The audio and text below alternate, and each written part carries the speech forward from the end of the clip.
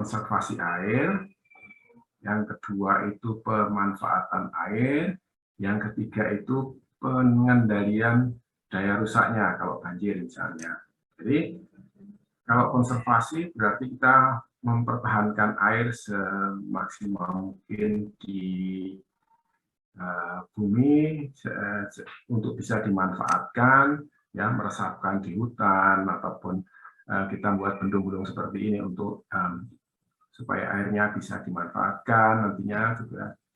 Kemudian pemanfaatan itu seperti ini bisa dipakai untuk PLTA, ya, di sini ada PLTA-nya, ada turbinnya, ya, kemudian juga bisa dimanfaatkan air ini untuk kepentingan air minum, kepentingan air irigasi. Jadi air itu ditampung, dinaikkan elevasinya supaya mempunyai energi yang cukup untuk jatuh di turbin, yang menggerakkan turbin, atau juga elevasinya naik sehingga bisa mengairi persawahan yang ada di sekelilingnya itu. Nah, dengan menaikkan air itu, maka ada energi yang bertambah, ya. Yang tadinya itu ada di sungai ini kemudian dinaikkan. Nah, untuk dikembalikan ke sungai lagi, maka perlu ada upaya untuk memecahkan energi misalnya, ya, supaya tidak merusak. Demikian juga nanti kalau kita mempunyai banjir, ya, kita menghitung debitnya sangat kuat, kecepatannya sangat besar, kecepatan itu akan mengerosi badan sungai dan itu akan membuat runtuh tanggul atau, ya, kemudian menggenangi dan sebagainya. Nah, ini yang akan kita pelajari. Jadi aliran di saluran. Jadi, mohon maaf.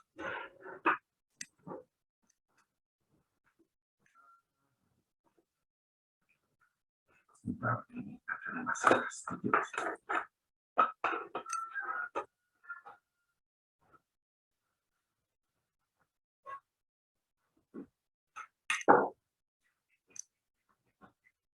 Jadi, sebentar ya.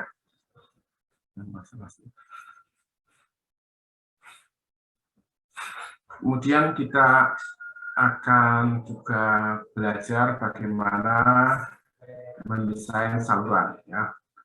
Saluran terbuka ini kalau kita mengalirkan air dengan debit tertentu pada suatu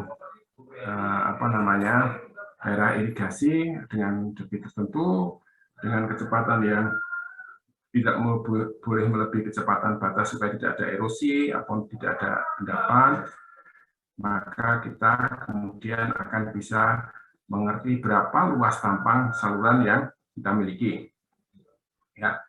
Kemudian kita juga akan belajar tentang bagaimana mendesain pintu-pintu air, ya. Pintu-pintu air yang dipakai untuk membagi air, mengatur elevasi muka air, ya.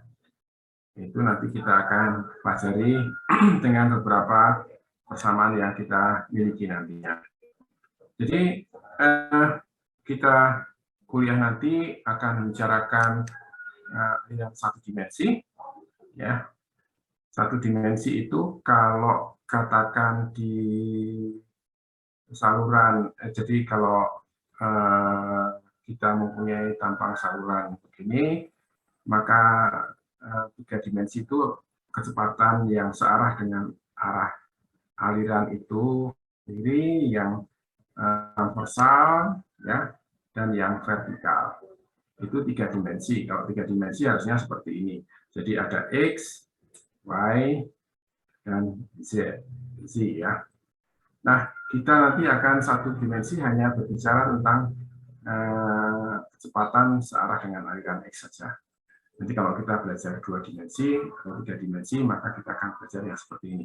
Nah, tiga persamaan yang akan kita pakai untuk menyelesaikan aliran itu seperti Anda sudah belajar di mekanika fluida, yaitu persamaan kontinuitas, persamaan energi, dan momentum, ya. Jadi di praktikum mekanika fluida Anda atau kuliah mekanika fluida Anda belajar energi itu persamaan Bernoulli, ya. Kemudian di tumbuhan itu Anda belajar tentang. Nah, kita nanti akan belajar pada keadaan steady saja. Jadi steady itu artinya apa? Debit itu tidak berubah terhadap waktu. Ya. Jadi debit itu konstan sepanjang waktu. Ya. Kalau yang tidak konstan itu seperti apa? Kalau debit yang tidak konstan sepanjang waktu itu adalah saat banjir di sungai. Ya.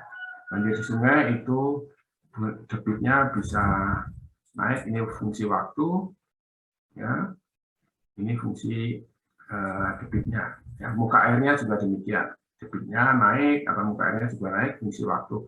Nah, ini adalah unsteady flow. Tapi kalau steady flow berarti debitnya konstan sepanjang masa, jadi konstan saja sepanjang waktu. Ini adalah steady flow. Dan kemudian kita akan belajar memanfaatkan kesamaan energi dan momentum itu pada kasus-kasus bangunan air dengan konsep spesifik energi spesifik, dan gaya spesifik. Ya. Nah, mungkin nanti sudah itu Anda akan diajari non-uniform.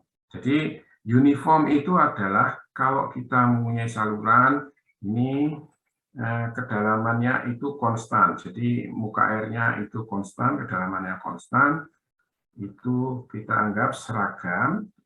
Hal ini bisa terjadi, ini kalau Y1, ini Y2, ini sama, ya, Y2, ini Y1. Jadi kalau Y1 sama dengan Y2, ini konstan, Y-nya itu disebut uniform. Kalau non-uniform, itu adalah kalau muka airnya itu tidak sama. Misalnya ada proses pembendungan, ya, ada pembendungan seperti ini, ada bendungan. Misalnya, ini muka air yang titik 2 ini tidak sama dengan muka air kedalaman di titik 1. Ini yang disebut non-uniform. Ya. Jadi nanti kita akan belajar di sini dulu, ya, pada steady uniform flow. Nanti pada kuliah sesudah UTS Anda akan dilanjutkan dengan dengan kuliah yang non uniform flow.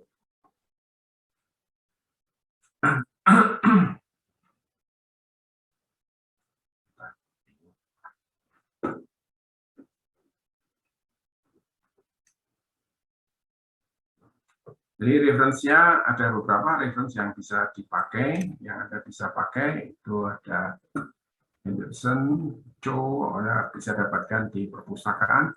Ada Osman Akan, ini mungkin nanti akan bisa saya share di chatroom, ya. Anda bisa download di chatroom nanti kalau sudah selesai akan saya berikan itu.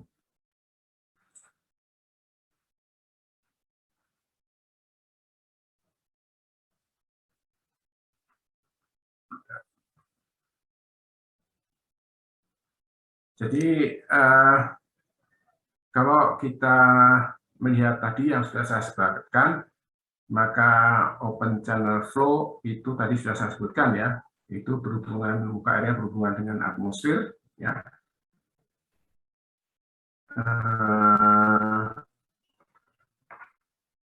Terus kemudian kalau kita lihat film ini misalnya, ini adalah di saluran, muka airnya berhubungan dengan air, dengan udara atmosfer, dan mempunyai tampang yang seragam, ya. Kalau ini talang, itu debitnya bertambah pada jarak, jadi debitnya itu hujannya juga tidak konstan, jadi ini ada unsteady flow-nya mungkin. Kalau ini di saluran yang natural, itu cross section-nya itu berbeda, muka airnya kedalamannya berbeda, maka bisa menjadi non-uniform. Demikian juga di sini kecepatan alirannya bisa berbeda di masing-masing tampang. Ini bukan uniform lagi, bentuknya sudah non-uniform. Jadi di setiap titik itu walaupun debitnya sama, kecepatannya bisa berbeda-beda tergantung dari tergantung dari luas tampang, ya. Jadi saya kira Anda masih ingat, jadi yang namanya Q itu debit itu sama dengan luas tampang kali kecepatan, ya. Jadi kalau Q-nya konstan, A-nya naik, ya, V-nya akan turun misalnya.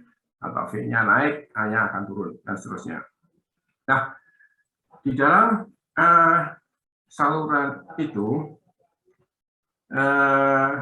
kecepatan di dekat dasar, kecepatan yang di dekat dasar ini di sini itu bisa relatif sama dengan 0. Kenapa? Karena partikel air itu bergesekan dengan partikel dinding saluran, ya. Jadi di situ akan ada gesekan yang menghambat, ada stres, yang menghambat butiran itu untuk bergerak. Ya. Nah, nanti kita akan pelajari, nanti di kuliah kedua kita akan pelajari tentang hal ini. Jadi yang penting saya ingatkan bahwa kecepatan aliran itu tidak seragam dalam satu tampang saluran. Yang dekat dengan bawah ini itu akan terjadi hambatan yang di bawah ini, ya. Jadi makin ke atas kecepatan semakin besar. Kalau kita bisa buatkan kurva kecepatan, ya, maka nanti akan ada kecepatan rata, ya. Ini kecepatan rata yang merupakan kecepatan rata dalam suatu tampang ini.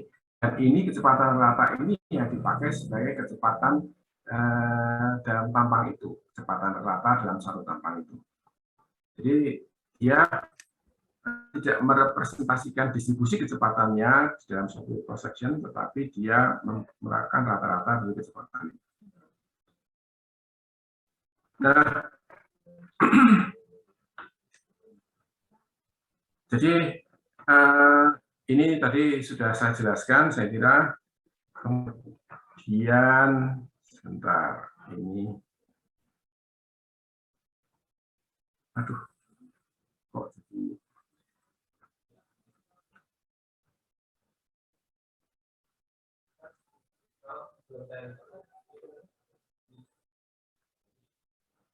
ya, ini yang saya sampaikan tadi, uniform dan non-uniform tadi, ya. Kalau uniform itu muka airnya itu, kedalamannya itu akan sama, dan nanti kita akan belajar pertama kali bagaimana aliran seragam itu, uniform flow itu. Jadi kalau kedalaman itu konstan sepanjang jarak, ya. Jadi di situ kita nanti akan mengetahui pengaruhnya. Jadi kalau kita mempunyai debit sama dengan kecepatan kali tampang, luas tampang, dan kalau kita mempunyai cross section yang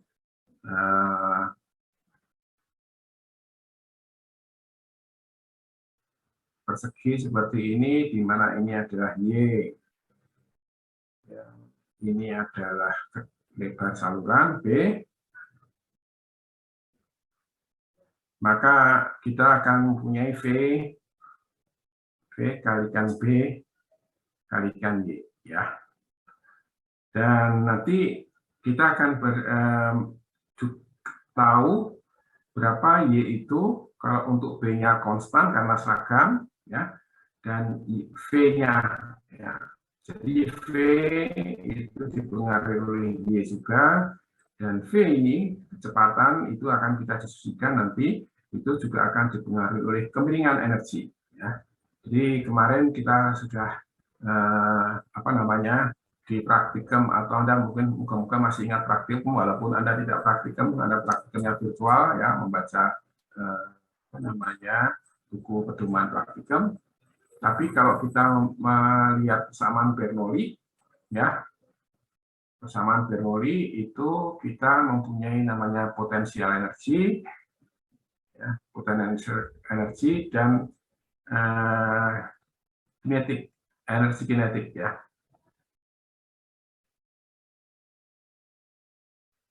Yang ini sama dengan konstan, ya.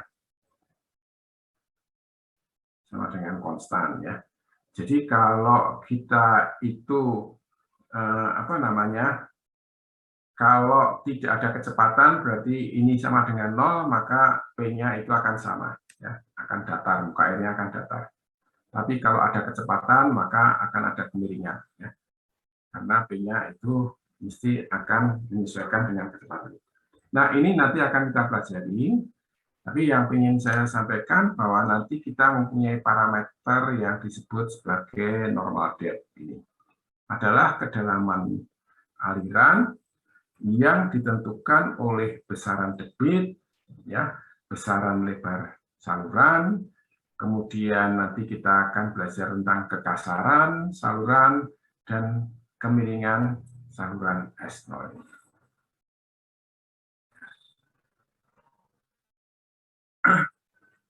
Kemudian pada non-uniform flow itu ada yang perubahannya cepat, yang kita sebut sebagai rapidly varied flow, ada yang perubahannya lambat, disebut gradually varied flow. Ini contohnya gambarnya.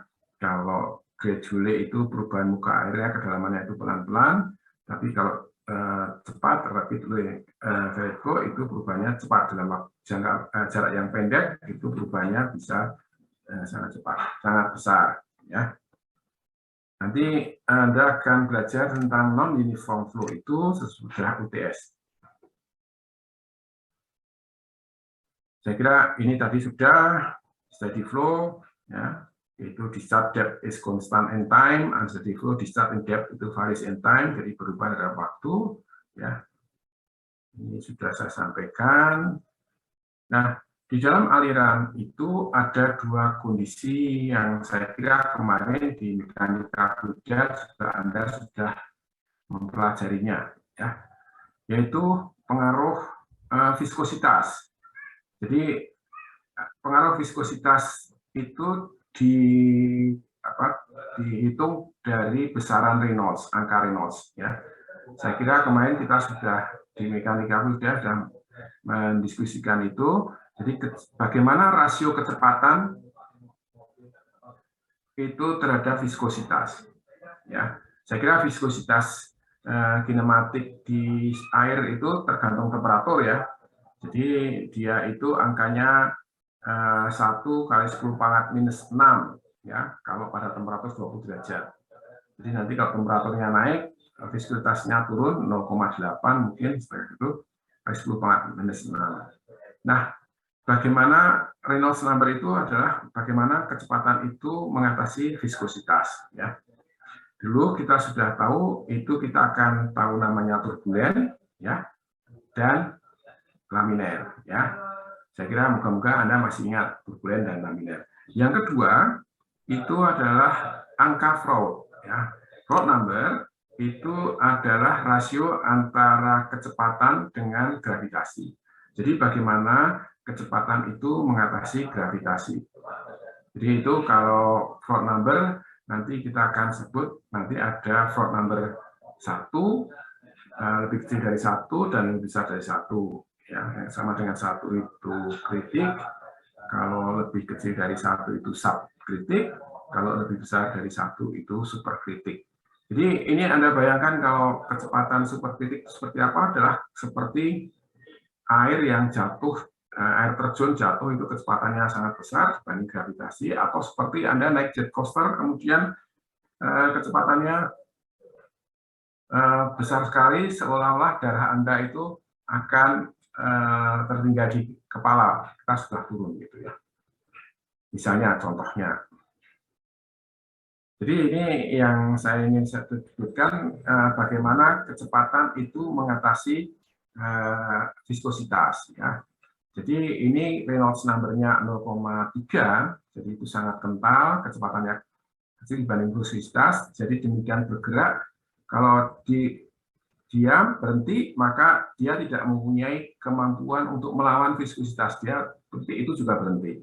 Tapi kalau viskositasnya lebih besar, ini tadi 0,3, ini 30, jadi 100 kali, kita bisa melihat titik itu bisa melawan viskositas, kekentalan zat cairnya itu, sehingga dia bisa berjalan terus. Ya. Nah, aliran di dasar saluran juga demikian. Kalau di dasar saluran itu ada sedimen, ya, yang mungkin tidak clear water, kalau di permukaan mungkin clear water, di bawah itu mungkin viskositasnya akan lebih besar, ya, mampu untuk menahan kecepatan aliran, ya. Itu yang saya sebutkan tadi bahwa kalau viskositasnya ya itu sangat besar dibandingkan kecepatan rasionya, maka ada di zona laminer. Nah, saya kira kemarin kita sudah belajar tentang laminer dan turbulen ya. Nah, nanti di kuliah kedua kita akan diskusikan bagaimana distribusi kecepatan terhadap vertikal itu, dan kita akan menentukan kecepatan rata aliran di dalam suatu saluran. Ini Ford number. Jadi Ford number itu kalau kurang dari 1 disebut subkritik, kalau Ford number sama dengan 1 disebut critical flow, kalau lebih besar dari 1 kita sebut supercritical flow. Ya. Jadi kalau supercritical flow itu contohnya adalah aliran-aliran di sungai-sungai di daerah hulu ya, dekat pegunungan dan sebagainya, kecepatannya sangat besar ya. Kalau subkritik itu adalah aliran di dekat di muara sungai atau di sungai-sungai yang di Jogja itu mungkin ya lebih datar, kita akan mendapatkan kecepatan yang kecil ya. Nah, Ford number seperti tadi itu adalah apa? Merupakan rasio kecepatan. Ini kecepatan aliran V-nya. Ini adalah kecepatan gelombang. GLC ini adalah LC atau D atau Y gitu. G kedalaman itu adalah kecepatan gelombang. Kecepatan gelombang itu seperti apa?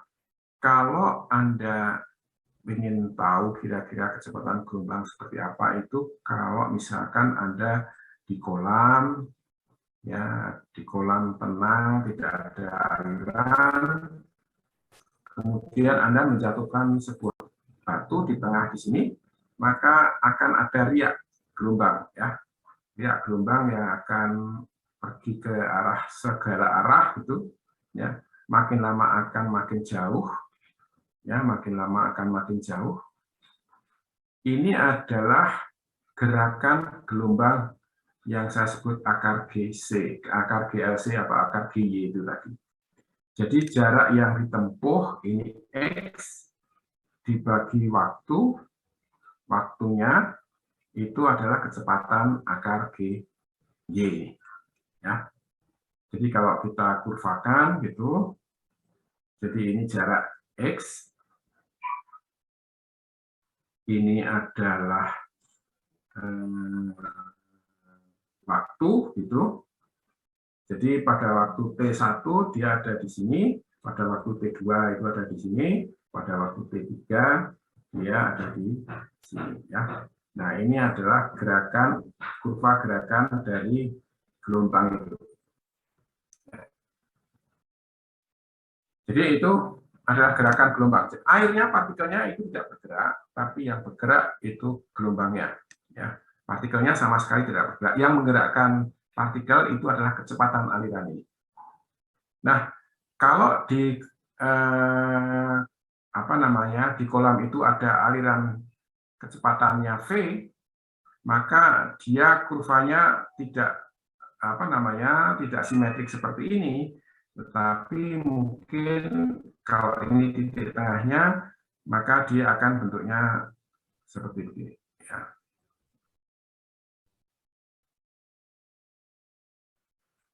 Kesananya akan lebih panjang ya, karena ada V dan C, V dan akar G, Y, ya bentuknya akan tidak simetrik lagi kurvarianya. Nah, nanti kita akan belajar tentang subkritikal, superkritikal, kemudian kita akan belajar tentang kedalaman kritik. Ini adalah Q, ini harusnya Q kuadrat, ini Q kuadrat. Tapi nanti kita akan akan belajar ini. Bentuknya juga demikian. Jadi kalau subcritical flow itu kedalaman kita itu ada di atas garis kedalaman kritik. Kalau supercritical flow kedalamannya itu di bawah garis kritik.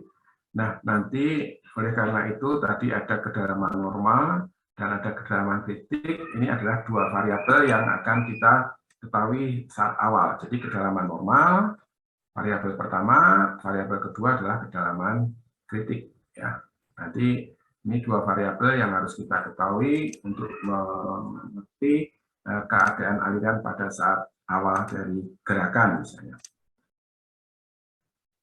Ini contohnya, jadi muka air itu ada pintu air, muka airnya akan naik. Nanti kita akan belajar gimana menaikkan muka air dengan pintu air ini. Ya, ini ada subkritical, keluar ini ada superkritik, lalu ada loncat air, kemudian subkritik lagi. Ini adalah contoh fenomena aliran yang saya sebutkan tadi. Ini adalah kondisi aliran dengan Q konstan. Ini Q-nya konstan. Kemudian saya mempunyai kedalaman normal, Y normal. Kedalamannya sama sepanjang saluran ini. Ya. Nah, kemudian di waktu kita ingin menaikkan muka air di sini, kita bendung, ya, kita bendung, muka airnya akan naik. Ya. Naik. Nah, ini muka air naik, ini akan ada kondisi subkritik yang di sini superkritik. Ya. Ini subkritik, ini superkritik. Tapi dengan debit yang sama, kita mempunyai dua kedalaman dengan lebar yang sama. Ini sedimen yang mungkin masuk, kemudian di sini akan ada aliran yang superkritik juga karena kedalamannya kecil. Ya, ini sama dengan superkritik di sini. Ya. Nah, kemudian kalau ini ada loncat airnya, kejadian loncat air itu tergantung dari muka air di belakang. Nah, ini fenomena ini akan kita pelajari semua nanti ya, di kuliah ini. Bagaimana kita mengetahui kedalaman aliran dan seterusnya.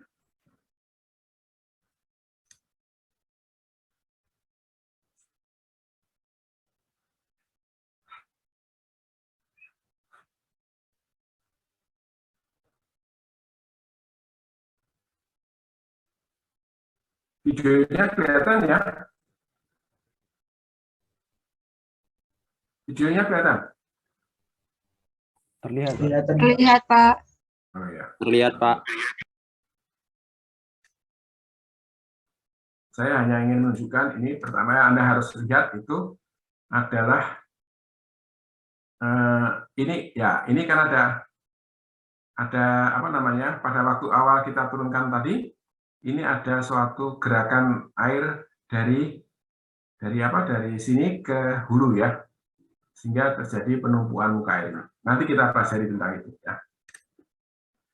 Jadi yang paling utama efek gravitasi itu ada critical, subcritical, dan superkritik ya. Nah, pada waktu subkritik itu gelombang tadi yang saya katakan gelombang riak gelombang tadi akan bisa bergerak ke hulu ya. Contohnya tadi pada waktu di bendung tadi kan kita bisa melihat muka air normalnya sekian ya awalnya, kemudian pada waktu kita bendung seperti begini, maka karena awalnya air itu tidak bisa meluap ya karena terbendung ini, maka dia akan mengisi di sini dulu. Ini akan ada gerakan seperti gelombang untuk mengisi volume ini. Terus begini sampai dia bisa lewat. Ya, Q-nya itu bisa lewat. Jadi ini yang dimaksud ada gelombang yang bergerak upstream ke hulu. Ya. Tapi pada superkritik maka ini tidak akan ada gelombang yang ke atas. Ya. Tidak ada gelombang yang bisa naik ke atas karena pada superkritik itu dia kecepatan kalau superkritik itu Froude number-nya itu lebih besar dari 1, berarti kecepatan itu lebih besar dari kecepatan gelombang. Ya, jadi tidak bisa, dia akan turun terus. Ya. Nanti kita diskusikan kemudian. Ya.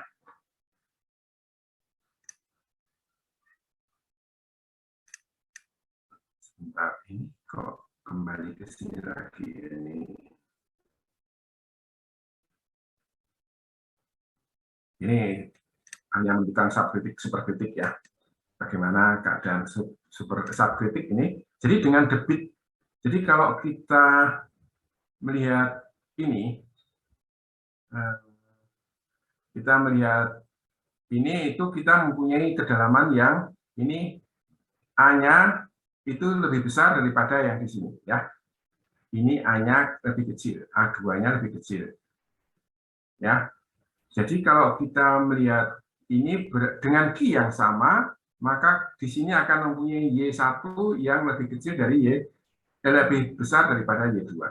Jadi A1 itu lebih besar dari A2, ya. Maka V1 lebih kecil dari V2, ya. Itu yang superkritik, subkritik tadi. Jadi pada Q yang sama, kita bisa mempunyai Y kedalaman yang berbeda. Karena apa? Karena tampangnya berbeda. Ya. Maksudnya A-nya beda, tapi B-nya sama ya, lebar salurannya sama. Jadi ininya sama.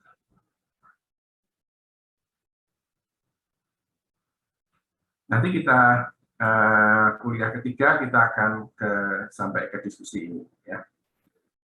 Baik, kita lanjutkan. Ini adalah distribusi kecepatan terhadap vertikal dan kecepatan rata dead average velocity itu kira-kira. Jadi kalau kita gambarkan tadi seperti saya tadi sudah gambarkan, kira-kira ini kira-kira kecepatannya itu pada maaf ini gambarnya kurang bagus. Ini kira-kira kedalaman 0,4 H ya. Ini 0,4 dari kedalaman H. Kira-kira ya, beberapa eksperimen menunjukkan seperti itu. Kecepatan di sini adalah kecepatan ratanya. Baik.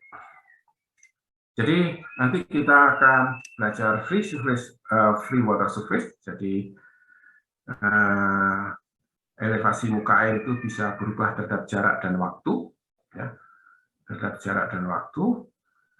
Kemudian bisa di saluran yang apa namanya uniform ataupun non uniform. Kalau di sungai itu bentuk cross sectionnya, tampang salurannya tidak uniform. Di saluran kanal, saluran itu mungkin bisa uniform. Kalau flume yang ada di laboratorium itu mungkin sudah di uniform. Tapi beberapa yang natural itu tidak uniform. Dan kemudian kita juga akan belajar dalam bentuk cross section yang macam-macam. Ya, ada yang segitiga, ada yang lingkaran, ada yang persegi, ya, ada yang prismatik. Ya. Nah, variabel yang penting pada waktu kita belajar aliran ini itu menyangkut tentang geometri dari tampang saluran. Ya. Kemudian kita harus tahu bagaimana kecepatan debit, kemudian tekanan, hidrostatik. Saya kira Anda sudah belajar hidrostatik dan saya kira kita juga sudah belajar persamaan ini, massa, momentum, dan energi, hampir sama saja persamaan di saluran terbuka dan saluran tertutup. Hanya saluran terbuka itu tekanannya itu tekanan atmosfer, ya. Kemudian saya kira ini sudah kita jelaskan tadi. Nah, hydrostatic pressure, tekanan hidrostatik, saya kira kita sudah belajar di mekanika fluida, ya. Jadi kalau menurut Pascal itu tekanan di suatu titik itu sama dengan di kolom air, ya, di kolom air H. Jadi kalau kita mempunyai luas tampang dA, maka gaya bekerja itu sama dengan tinggi tekanan kolom air ini gamma kali H, ya, kali luas tampangnya. Nah, kalau kita mempunyai suatu luasan itu hidrostatiknya adalah dengan massa jenis kalikan luas tampangnya A kali jarak titik berat itu ke muka air. Ya, jadi ini yang perlu kita ketahui. Jadi kalau saya mempunyai tampang persegi, seperti begini, kemudian kita kedalamannya ini adalah Y, luas tampangnya A, jarak titik beratnya ini di sini ini adalah setengah. Ini HC ya. HC ini sentroidnya ini adalah setengah H, maka kita bisa, ini adalah luas tampangnya, ini lebarnya B, misalnya B kalikan Y kalikan setengah Y ya, titik beratnya. Kira-kira kalau itu gayanya ya. Paling mudah mencari hidrostatis itu adalah dengan mencari luas tampang. Jadi kalau bentuknya lingkaran atau bentuknya persegi itu nggak masalah ya, karena yang dipakai adalah luas tampangnya. Nah, geometrik elemen itu nanti adalah kedalaman aliran, top width itu adalah lebar muka air ya. Ini keliling basah P, pang, radius hidrolik itu sama dengan luas tampang dibagi keliling basah P ya, dengan kemiringan saluran. Ini adalah parameter-parameter yang harus tahu ya, untuk mengetahui kondisi aliran. Jadi kalau kita lihat itu flow, depth of flow-nya ya, kedalaman itu bisa tegak lurus atau kita elevasi muka air ya, tegak lurus dasar saluran atau kita vertikal ya, elevasi muka airnya, kemudian lebar atas ya, saluran T, kemudian ini P keliling basah ya, kemudian ini adalah luas tampang A, kemudian radius hidrolik itu sama dengan A per P ya. Hidrolik depth itu adalah kalau saya gambarkan ini, hidrolik depth itu adalah kira-kira kita mempunyai representasi dari bentuk trapesium itu menjadi suatu persegi dengan ini adalah A dibagi D-nya ini adalah luas tampang A dibagi T ya, di depth.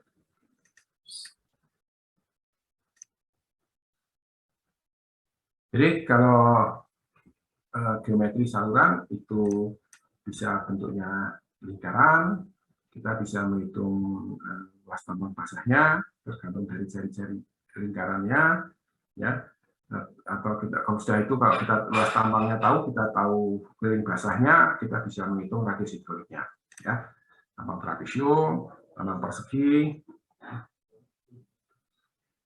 Ini juga bisa direpresentasikan seperti ini ya, area, luas area, keliling basah P. Nah, ini top width-nya tadi T, ini diganti B besar ya, harusnya T ya. Ada hidrolik itu A dibagi P ya. Kemudian hidrolik min depth-nya DM itu tadi kalau kita buka bersama. Nah, jadi kalau seperti di mekanika fluida, maka ada 3 persamaan yang kita bisa pakai untuk menyelesaikan persoalan aliran, yaitu konservasi massa, konservasi energi, dan konservasi momentum. Ya. Jadi kita sudah mempunyai, nah pada kenyataannya kita mempunyai 2 variabel yang perlu kita ketahui, kita hitung nanti, itu adalah kedalaman aliran dan debit atau kecepatan aliran. Ya. Karena kita mempunyai 2 ini, maka kita butuh 2 persamaan.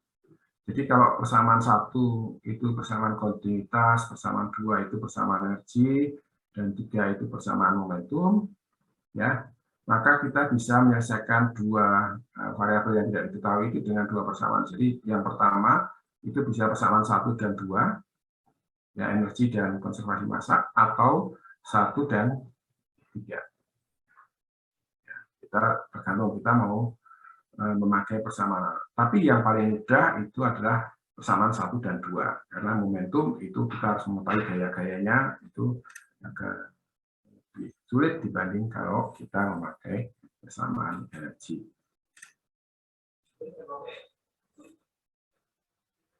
Nah, sekarang persamaan yang pertama itu adalah konservasi massa.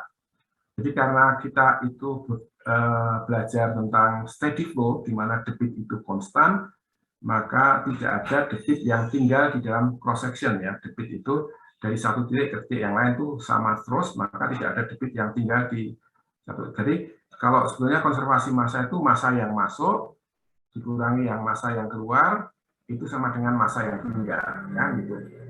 Nah, karena Q1 jadi debit itu konstan, berarti Q1 sama dengan Q2, maka tidak ada yang tinggal.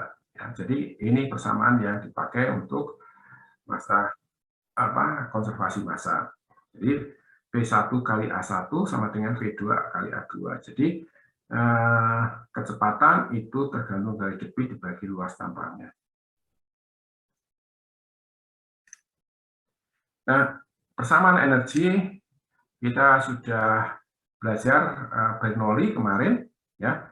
Kalau di Bernoulli maka tidak hanya tinggi kolom air saja, karena tekanan itu kan tinggi kolom air, tetapi juga tekanan di permukaannya. Jadi di sini adalah P per gamma itu adalah tinggi kolom air ditambah tekanan yang ada di dalam. Jadi P per gamma kalau Bernoulli ya, tapi di sini kita hanya memakai tinggi kolom air saja karena tekanannya hanya tekanan yang ada di permukaan, yaitu air itu adalah tekanan atmosfer yang relatif atmosfer jadi 0. Dari sini kita mempunyai energi yang disebut di sini adalah energi kinetik, ya, energi kinetik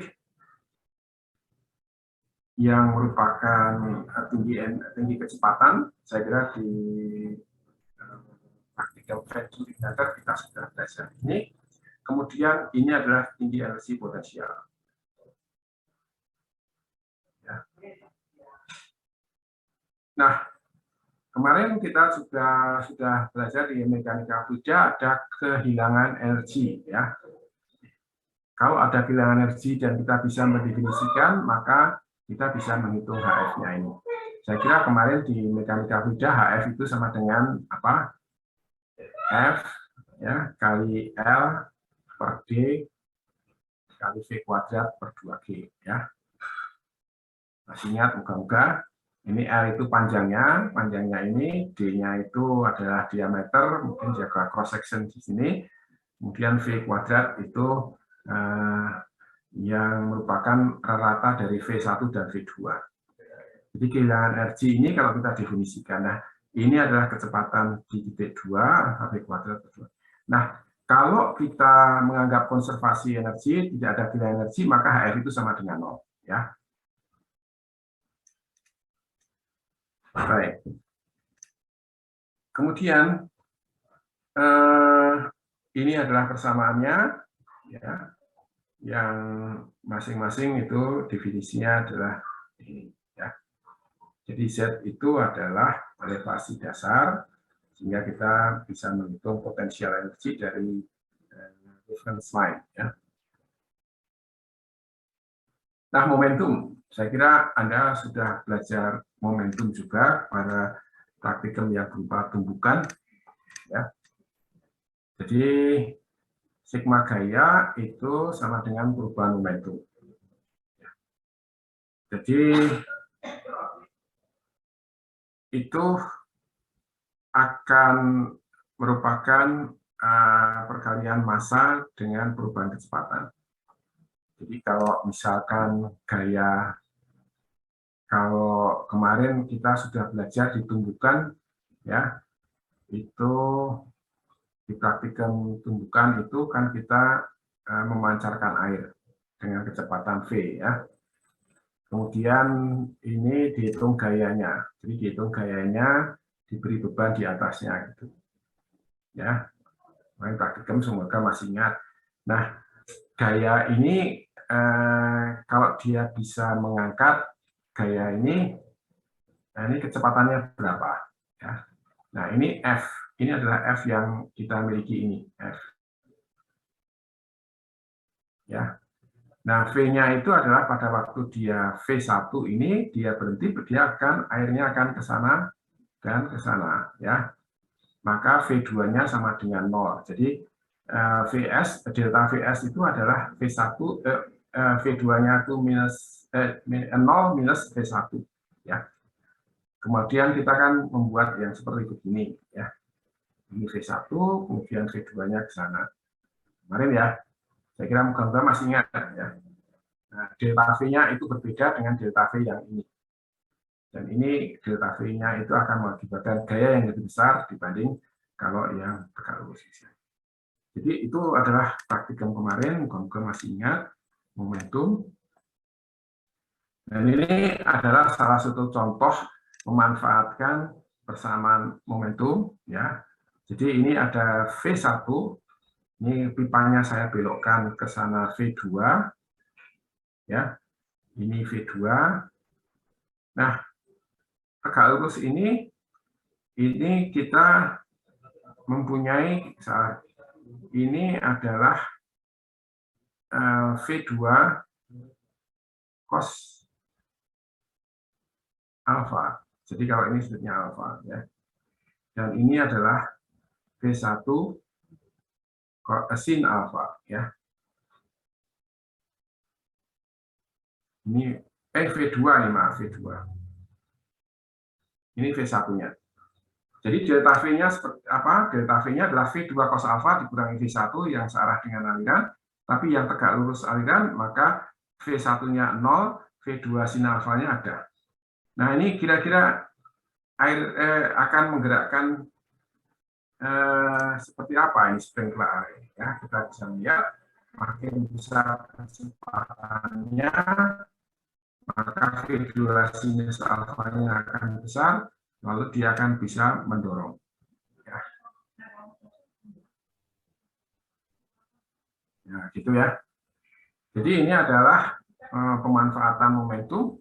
Jadi di mana kecepatannya semakin besar, debitnya keluar semakin besar, maka dia akan bisa menggerakkan pemutaran itu semakin kencang. Ya, ini adalah contoh-contoh yang Anda pelajari. Ini adalah gaya, kalau momentumnya saya kira kita sudah belajar. Jadi nanti kalau tadi di praktikum mekanika fluida itu adalah beban yang didorong itu, tapi kalau di sini gaya yang bekerja itu apa saja.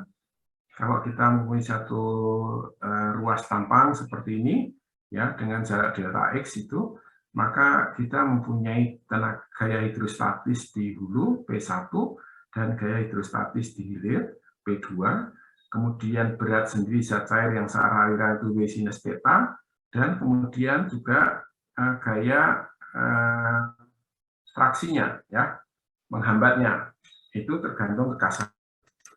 Jadi P1 plus W sinus theta minus P2 minus RF.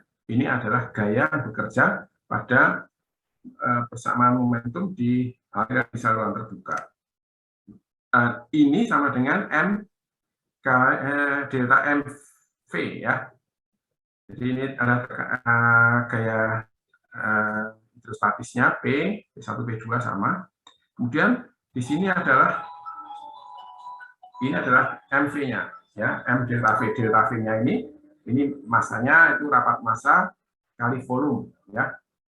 Jadi kalau mau itu rapat massa kalikan volume, massa itu kan rapat massa kali volume ya.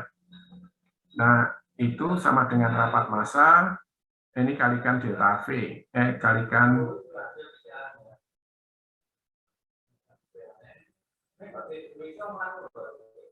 per massa per waktu ya. Nah, ini volume, ini sebetulnya kalau rumus aslinya itu kan sama dengan M kali A ya.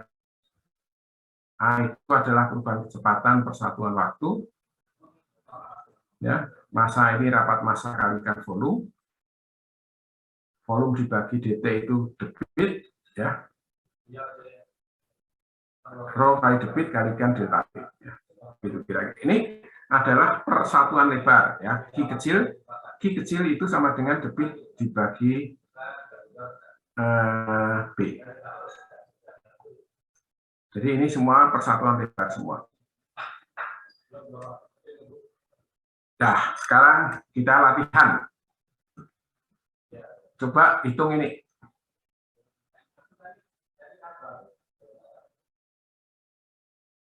Saya beri waktu 10 menit ya.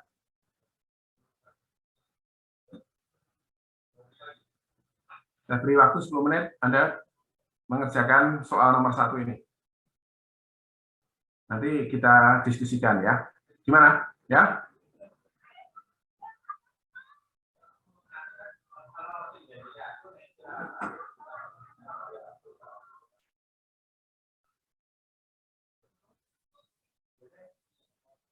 Dengar suara saya enggak ya? Dengar suara saya? Dengar, Pak. Ya, coba kerjakan ya. Saya beri waktu 10 menit ya. Soal nomor 1 itu.